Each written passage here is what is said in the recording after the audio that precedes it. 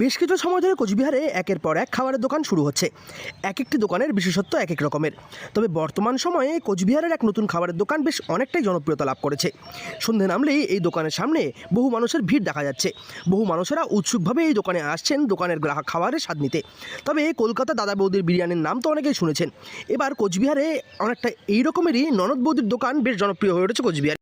চিন্তা করলাম যে না, দেখি সামনেই খাবার দোকান দিয়ে দেখি যদি কিছু হয়, এই জন্যই করা।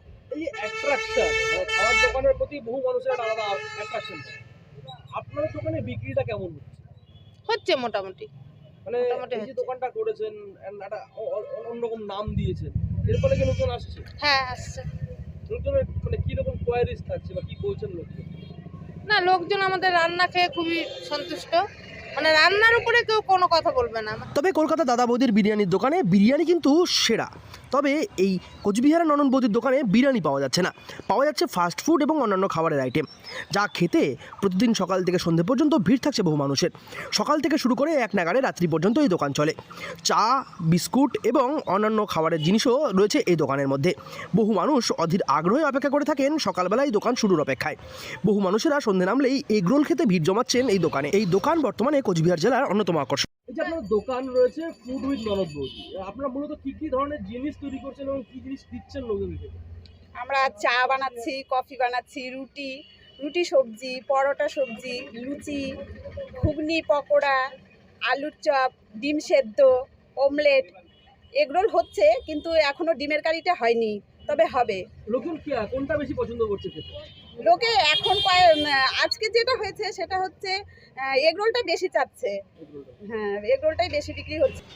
চা, কফি, রুটি, সবজি, পরোটা সবজি, ঘুগনি, পরোটা, আলুর চপ, ডিমের অমলেট, এছাড়াও রয়েছে এগরোল, ডিমের কারিও পাওয়া যাচ্ছে এই দোকানের মধ্যে। সন্ধে নামলে বহু মানুষ এই দোকানে ভিড় জমাচ্ছেন এই সমস্ত আকর্ষণীয় খাবারের স্বাদ নিতে। বর্তমান সময়ে বলতে গেলে এক প্রকার ননদ বৌদির এই দোকান বেশ আকর্ষণের কেন্দ্রবিন্দু হয়ে দাঁড়িয়েছে কোচবিহারের মানুষদের জন্য। বহু মানুষেরা বাইরে থেকেও আসছেন এই দোকানের খাবারের স্বাদ নিতে।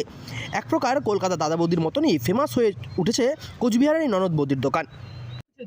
হ্যাঁ, কবে থেকে শুরু হয়েছে আপনার 1 মাস আগের থেকে। ওখানে দোকান ছিল, ওটা ভাড়া ছিল, ভাড়াটা ওরা নিয়ে নিচ্ছে দোকান, তারপরে ওখানে দোকান করা হলো।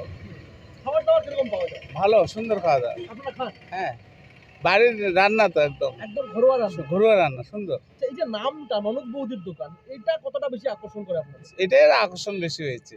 আচ্ছা, মানে লোকজন আসছে প্রচুর? হ্যাঁ, আসছে। তারা কি বলছেন? লোকজন যারা আসে খাওয়া দাওয়ার পরে ভালো নাম করতেছে, যা সুন্দর রান্না হয়েছে, প্রশংসা করে সবাই। বর্তমান সময়ে কিন্তু কোচবিহারের বুকে এই ননদ বৌদির খাবারের দোকান বেশ অনেকটাই জনপ্রিয়তা লাভ করেছে। কোচবিহার থেকে সার্থক পণ্ডিতের রিপোর্ট, লোকাল 18 বাংলা।